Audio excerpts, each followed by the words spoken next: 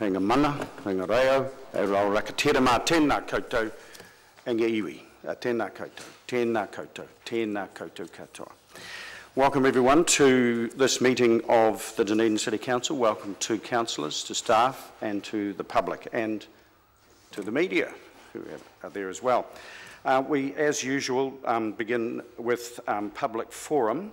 Now, we've got one speaker registered, but we have I've just been informed that there is another group, and we can see you there, who have asked to speak. They have brought a petition around Easter Sunday trading.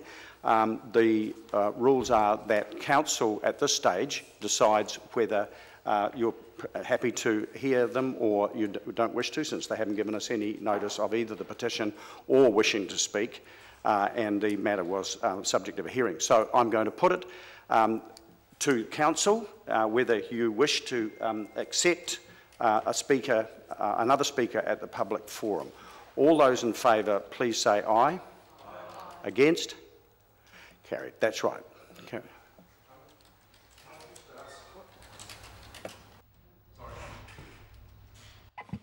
I just ask if that actually sets a precedent for anybody wanting to show up late. Is this going to be a regular way of dealing with it? Well, I'm not opposed. I'm just wanting to know what the process is. The standing orders rules around petitions state that council makes the call when there's a petition brought.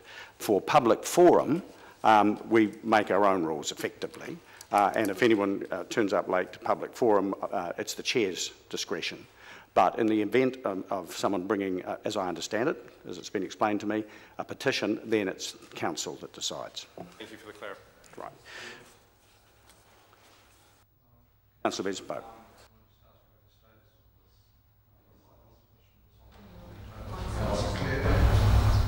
Can I just ask about the status of the other submission about St Clair, which is on our tables?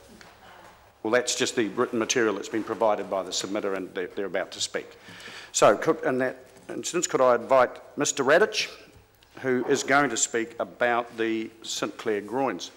And up here, Jules.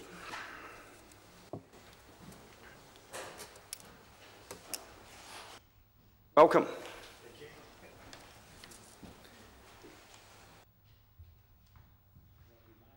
To activate that. Once you've Hello, is that working? Yes. So and can I sit or stand? You can sit. I'll sit. Or stand.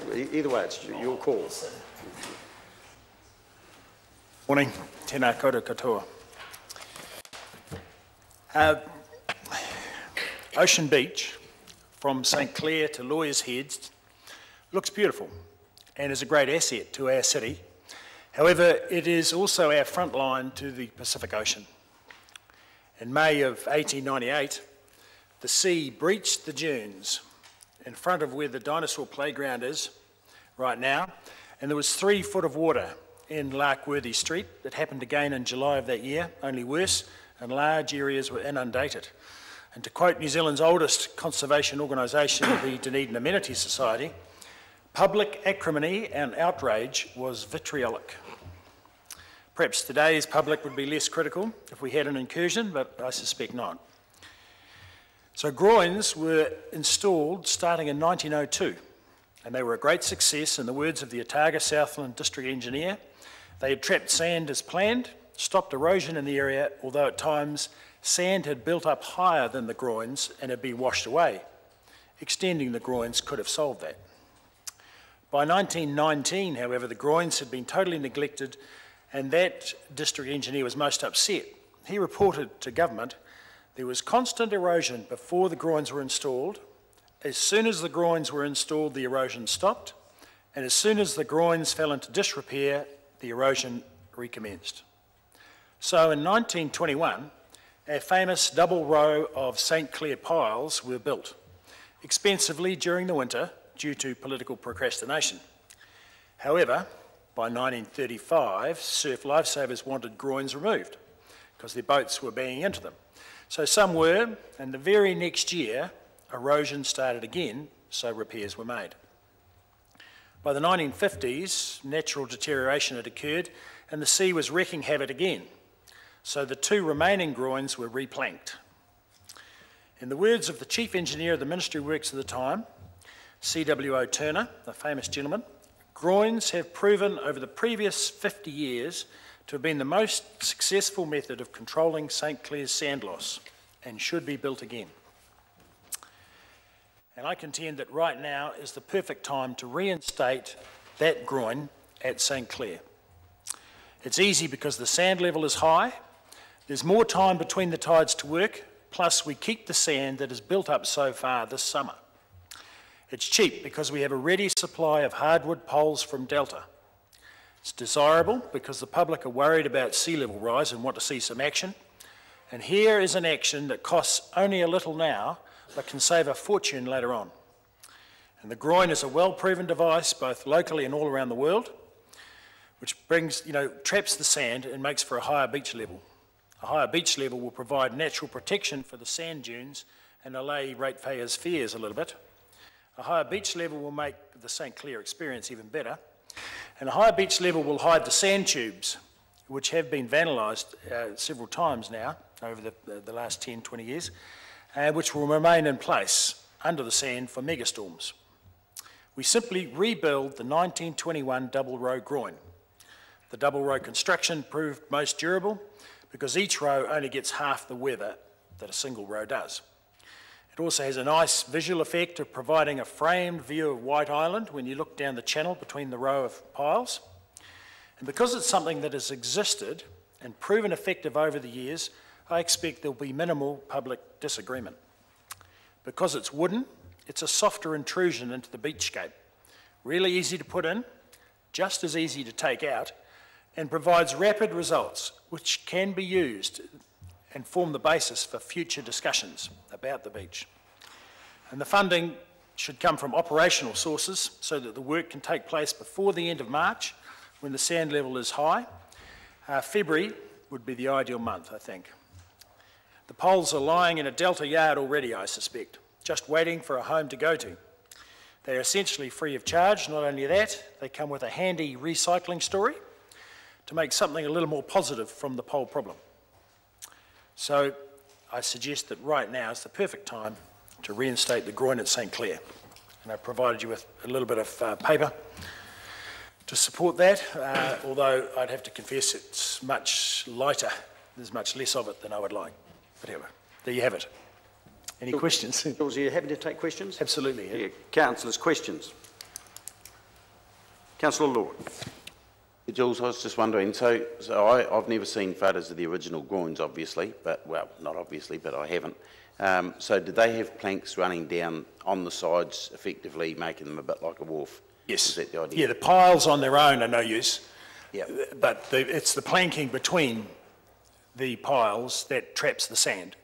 So what happens when you've got, the southerly winds and waves, it traps the sand on the lee side, and then you've got the nor'easter, which is predominant through the summer. It traps the sand similarly on the south side. So it traps it both ways. Councillor Wiley. Thank you for that. So would you only look at replacing the Sinclair groin, or would you look at, saying, Middle Beach and even down through to St Kilda Beach, like when we had the pier for the Tahuna wastewater outfall? Yes. My submission and my request is just to do the one. The reason for that is it's going to form the basis for discussion. It's pretty easy politically to achieve. What's happened in the past is the aforementioned C.W.O. Turner, he suggested 5 groins down the beach, and there was a report from Tompkin and Taylor about 20 years ago that suggested 10 groins down the beach made of stone.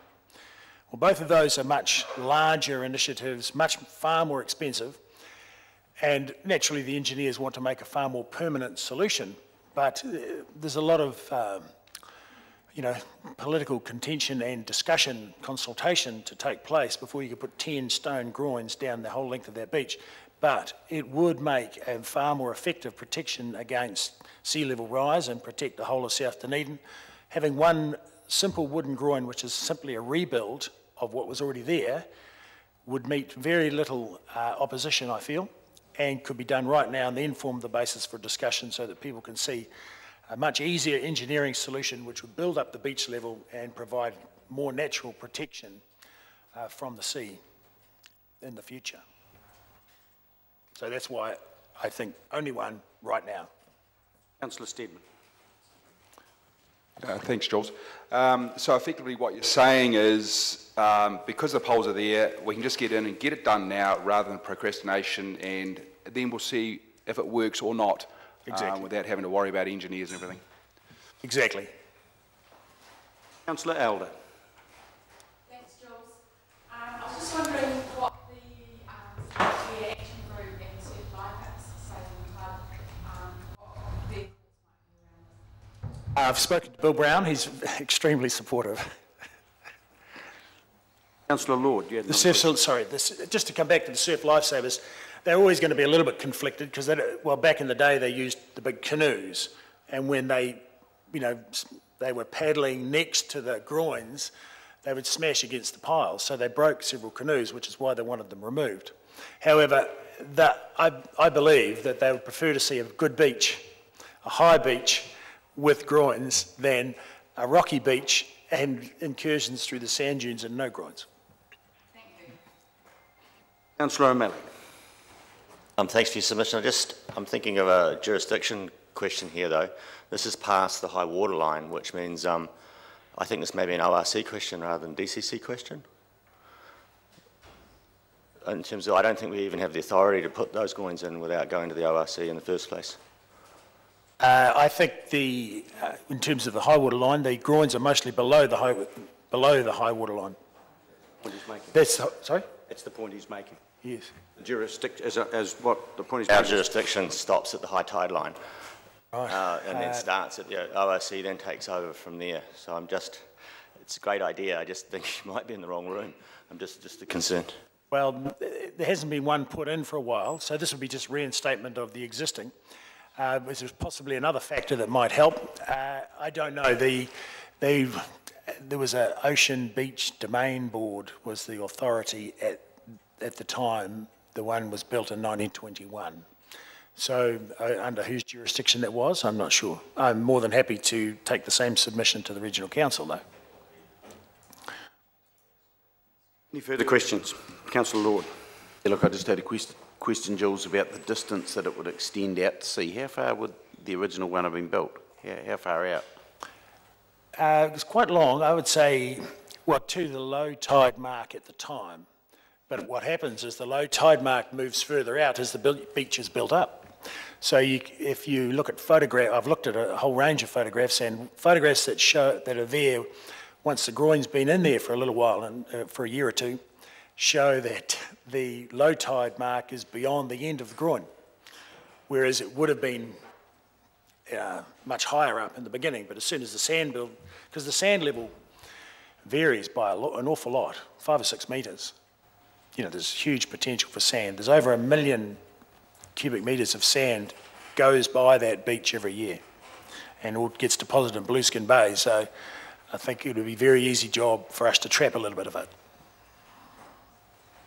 Further questions, councillors? Well, there are none. Thank you, Jules.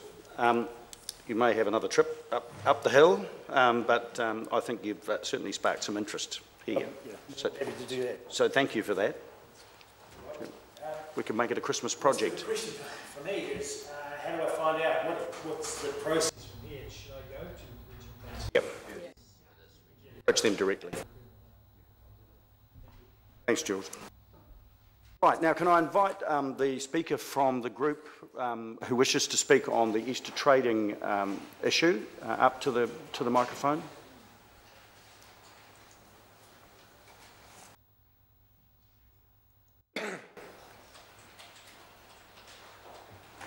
Welcome.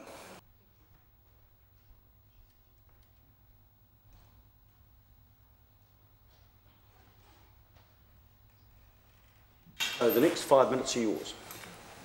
Ka mihi nunui ki a koutou katoa, ki te ropu kai arahi, ki ngā tangata o te taone nei. Nā mihi nui hoki ki ki Katimamoi, ki Kaitahu, ki ngā iwi, ki ngā hapu katoa o te rohi nei. Nā mihi ki ngā, ki te rangatira o te rōpū nei, tēnā koe. Kia koutou katoa i whakaai, ki tēnei kōrero, tēnā koutou. Kia koutou katoa, nā tangata o te taone, nā kaimahi, nā tangata ariari i o Taringa, nā mihi hoki kia koutou. So greetings all, and thank you, councillors, for allowing us the time to speak to you and allowing us to do this sort of on the hop today, and I'm also doing this a little bit on the hop. But we've come with a group of us. We are a mix of workers from different stores in Dunedin and from different unions, and we've come here sort of in solidarity today to present this submission that has been going around on behalf of mostly workers, but others who want to see people's right to enjoy an Easter break protected. So firstly, I want to acknowledge, I guess, the work that you all do and that balancing of arguments that is, and views, that is not an easy job. And I thank you. I guess you're going to be sitting here all day listening to different issues and different arguments and having to make ultimately what are hard decisions and what will always make some people happy and some unhappy. Yeah.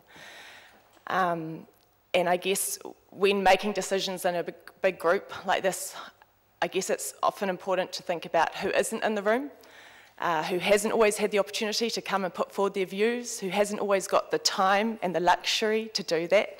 And I think it's fair to say that a lot of the people we work with and that we represent as union organisers are those kinds of workers. So a lot of our workers simply would not have the time or necessarily the confidence to come into this sort of forum, and frankly it's pretty scary for us too.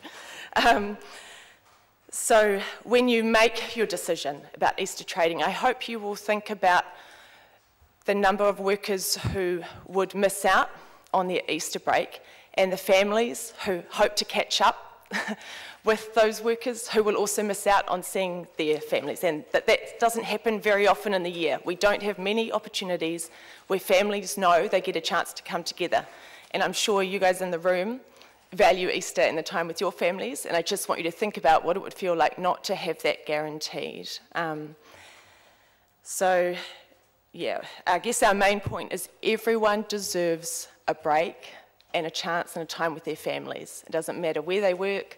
And if we ask, if you enjoy that break, if you enjoy that time with that family, please apply the same principle to workers in shops. We've heard various arguments from employers that they won't make workers work, and I understand there's various sort of rules that we put in place for that. I guess we would say we've seen those sorts of rules before, and a lot of us don't believe it. There are lots of ways that workers can be made to work, particularly the most vulnerable workers, and that's what we're talking about here, workers in stores who can be made to work when they don't want to. So this idea, I heard the notion that malls would close if workers didn't want to work. I'm sorry, I don't believe it. I've never seen a mall not open because the workers weren't willing to work. I've heard arguments that workers want to work because they want the pay. Well, we suggest that those who say that should be paying the living wage, and we're not seeing that in most of the stores we're working with. So if people are genuinely concerned about pay, and a lot of we are, then please pay your workers more, but don't make them work more hours. Don't make them work public holidays that the rest of us get to enjoy. We've heard the argument that there's several events booked over Dunedin, in Dunedin over Easter weekend, and that includes the Ed Sheeran concert. And I guess our question is, why were these events booked in the first place? And can they please now not be used as leverage for getting rid of a long-standing right to an Easter break for workers? And can we all please find something more exciting to do with our Easter weekend than shopping and working? Dunedin, Otago, it's an amazing place, and there's an amazing things to do, and Easter is an opportunity to do some of those other things. So I guess we're asking, on behalf of the workers who are here and on behalf of those who cannot be here, that you please think really hard about this, and that you as a group think hard about who is not in this room, who has not got to make submissions to you, who does not have a strong voice in this city, because you're making a decision on their behalf today. And I look at this group and I see not so many women even represented, and I don't see big numbers of young people on this committee, and I know that's the nature of councils, but please think about who works in those shops, who's going to be affected by your decision today, and who will benefit, who will profit from it, and then have a look at this group and please just have some compassion and care for those who can't be here. I think, anything else? I think we're done, if everyone's happy. Do you have to take questions? Oh, I'll give it a go. I might call on my colleagues. Councillor Gary. Thank you for your very thorough submission. And just to note that you might be surprised at the diversity around the table. I was one of those workers who have worked through Easter previously, so please know that we do understand that. Thank you. My question to you is, how can we best educate employers about the rights of workers in these regards?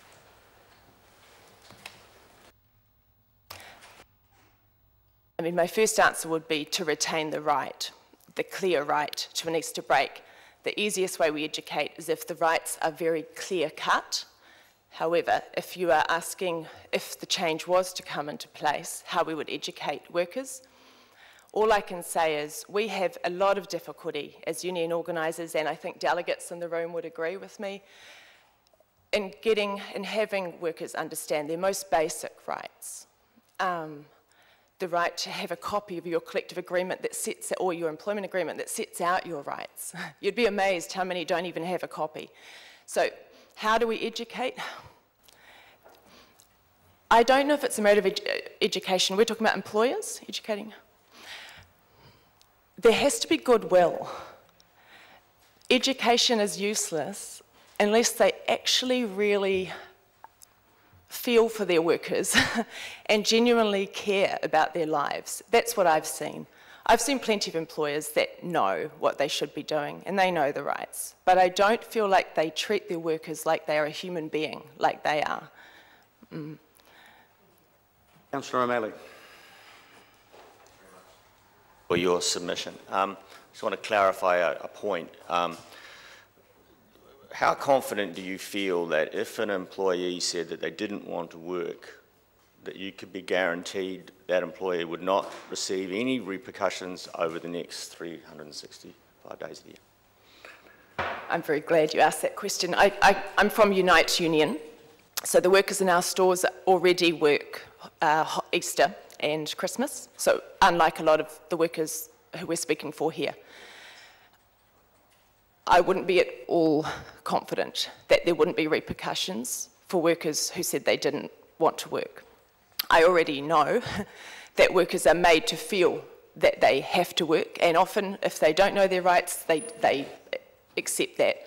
But even where they push back, and I've seen plenty try, and that's part of my job to help them try, there can be, we all know, in any job where you push back, there can be so many subtle repercussions, and they don't have to be that subtle in our industry because most of our workers are on short hours, restricted. We have some minimum guaranteed, so some would have 9 hours guaranteed, some would have 18, some would have 20, but they regularly hope to work more than that. They hope to be rostered for 30 or 40, just like the rest of us. They need a full-time working week, but they don't have that currently under law. So it's very easy for them suddenly to find they're rostered for fewer hours. You couldn't prove a link. Another question about contracts. Are there contracts out there which employees would have to sign that say that they would work public holidays? Sorry, can you say that again? Is it possible that there's employees who have signed contracts that would oblige them to work on public holidays? Oh yes, right. So we already have those in place. So then there would be in the contract an obligation to work on a public holiday if you were allowed to work. So there can be both. We have agreements where it's set that they may have to, and we have others where that they're not required, but they are required. Okay, thanks. Can I just clarify that, at least on the face of it, the law that is proposed for Easter Sunday trading does give employees the right to not work. That's what the law states. I'm not arguing about whether it's put in place or not, but I'm just with relation to Councillor O'Malley's question, there may be contracts that obligate people to work, but this, as I understand it, this law overrides that. Yes, so this law, in law, would give people the choice, you're saying? It's, yes. Just want to clarify the law. Yes. The facts, right. Any further questions, councillors? There are none. Thank you for your submission. Thank you, everyone. Thank you.